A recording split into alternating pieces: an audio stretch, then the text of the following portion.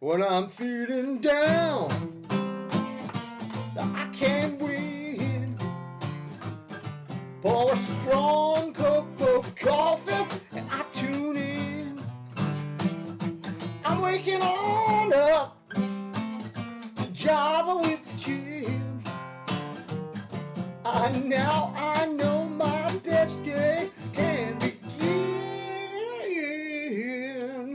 Yeah. Good morning, ladies and gentlemen. Welcome to another exciting episode of Job with the Jims. My name is Jim Meyer, broker associate at Remax Gold. Now you have a friend in the real estate business. We've got our good friend Jim Chong the Wok Star. Now you have a friend in the publicity business.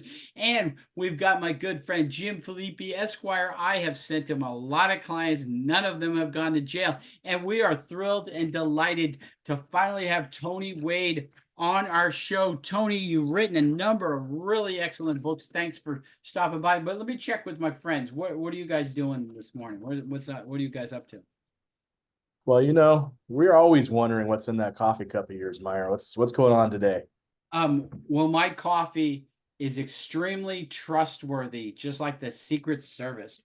Tony, I want to ask you a question. You've written some books about Fairfield and Vacaville, but we're telling the history of these towns, but why? I know other people have written history books. Why are your books different? Well, there's a great book that was written in 1978 where the city had commissioned a book about Vacaville, and I had the book. It's a thick book, and it covers everything from back in the day when they first started up until 1978, and then Jerry Bowen came out with Images of America, Vacaville, which covers a lot of the same type of stuff. But the things that I'm covering are things that you aren't necessarily going to find in. I like to write history books for people who don't read history books necessarily. Oh, that's fun. The Vacaville grocery. I undertook believe it or not, a history of the fast food restaurants on Hamburger Hill. No one's ever done that. No one's ever attempted that before. No, that's not easy. Yeah. And obviously everybody who's from around here, they love to read stuff like that. That's amazing. Jim Chong, do you have a follow-up question? Yeah, and there's a lot of media today. People use streaming media. You can get the word out that way. Why a book? Why a book for you? Well, for one thing, I love to read, and it's the old school thing of, you having it in your hand. There's something different about it. And it's been a cool thing to see how many people have responded to that, and not just my target demographic either. I'm talking young people too have come, and bought my books and talked about how they love history, which is amazing to me.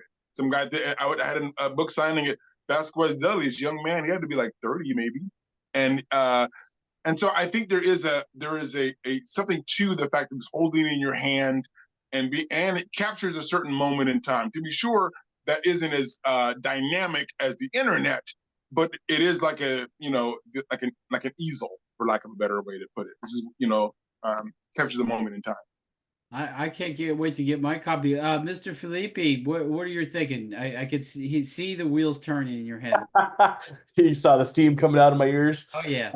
Yeah, actually, I was just gonna dovetail off the Wok Star here and ask, Tony, do you have any plans maybe in the future of turning this into an Audible, book, John? What do they call those? The ebooks where you can listen to it online. Yeah, that I don't know about. The company that does these is the History Press, and they also do the other books, the Images of America, the sepia toned books that are very popular, and a bunch of other books. But I don't know that they do too many of those. They do have a Kindle version, so there's probably a Kindle version of it online where you can read it electronically. But as for me doing a voiceover, and growing up in Vacaville, I would love to do it, but I don't think. I think it'd be great. I think you'd be perfect for it too. Yeah.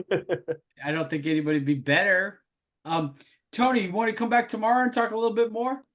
Let's do that. Let's do it. All right. See you again.